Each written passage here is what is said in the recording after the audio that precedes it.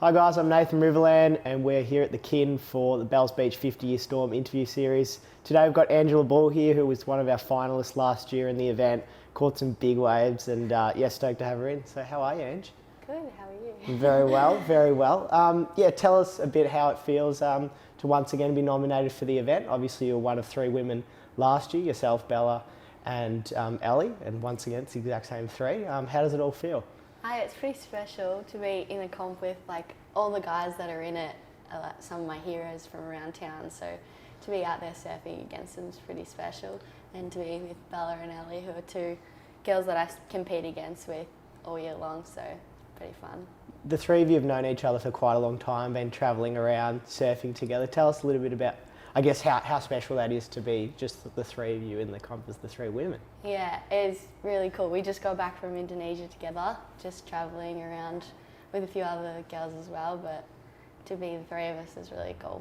We were just talking about that before we started the interview, but that sounded like a pretty fun little trip you guys did. Yeah, it was insane. Got a total of 12 flights all around the islands of Indonesia. Missed one, but we got over it. And you had a 24-hour layover, didn't you say? Yeah. Like, you had to wait another 24 hours. Yeah, lots of nights in Jakarta. Oh my gosh. Yeah, it was fun. It's not fun also when I guess you're away from home and you're like, oh, you're out of your comfort zone a bit and then you've got to wait 24 hours for a flight. Yeah, it was kind of brutal, but we made the best of it. And you stayed in an airport hotel, hey? Yeah. Unreal. Obviously, something I really wanted to chat to you about with this interview was last year, that wave you got. I feel like it was posted on so many surfing websites. All the Instagrams were grabbing it. It was like the big thing at the time. Talk us through that wave. That was absolutely amazing. Yeah, I think everyone's sick of seeing it now. Nah, it went everywhere. I was just there was only like 2 minutes to go left in like an hour-long heat, and I hadn't had a good one, and I was just like, please let me just get a good one. And then I was sitting like quite wide for how big it was, and like I was sitting kind of in the normal spot for the bowl, and just this like wider one came, and Carlos, was it Carlos? Or somebody was underneath me, and he was just like, go, and Swiv was on the jet ski, and he was going, go, and I was just like, oh God. And yeah, ended up being a nugget. Were you scared at all, like taking off? I was actually just so desperate to get one, but like I didn't have much fear. Yep. Because I was like, get me one. I guess, where does that sort of fearlessness come from? Because you're always out there at Bells and Winky and all that when it's massive. Where does that fearlessness just come from? I don't know.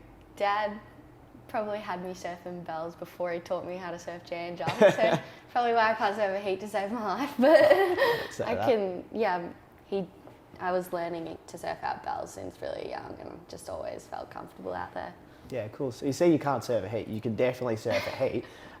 You've had pretty great sort of competitive in your juniors and everything. Talk us through, I guess, how you got firstly into surfing and then into competitions. Got into surfing really young. All my older siblings were doing it, and Dad just taught me how to do it from like the age of 2. I didn't start competing till kind of late, like nowadays standard. I was probably like 13, 14.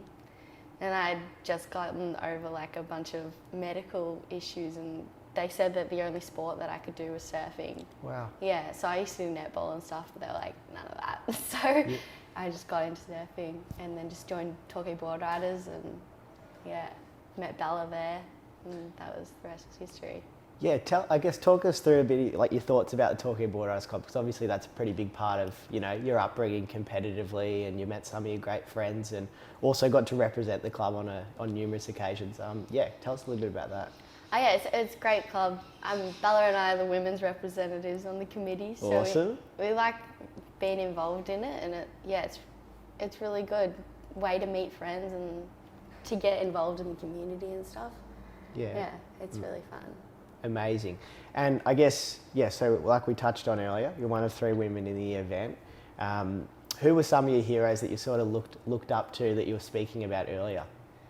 I definitely looked up, like India Robinson's not that much older than me, but she was always like that really ruthless competitor that I looked up to, and like now she like made tour last year, and she's like still giving it a red hot go, so she was definitely one that I watched a lot and got to surf heats against her, so it was it was always good practice.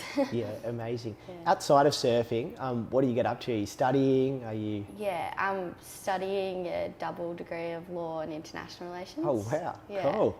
So I got a class in like half an Oh, once you get out of here then. How's that all going? That's a pretty impressive degree. Oh, it's a lot, but it's really good. I'm in my second year, Yep. 5-year degree. 5-year degree. Yeah. Where do you, I guess, what is sort of your goals and aspirations in that aspect, but also surfing wise as well? They're not really going hand in hand that much. But I definitely love, like, I'm majoring in politics and policies. So I kind of want to go into policy making around like refugee and asylum seeker kind of thing, which is something that I wanted to really look into and learn about. It's very cool. Yeah. Very good.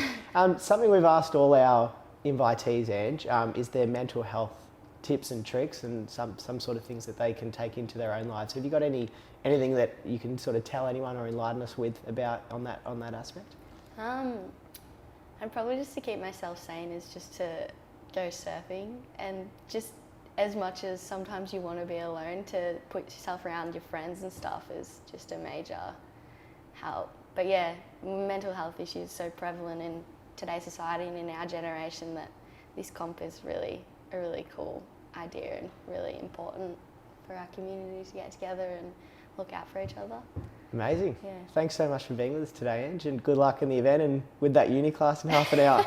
Thank you.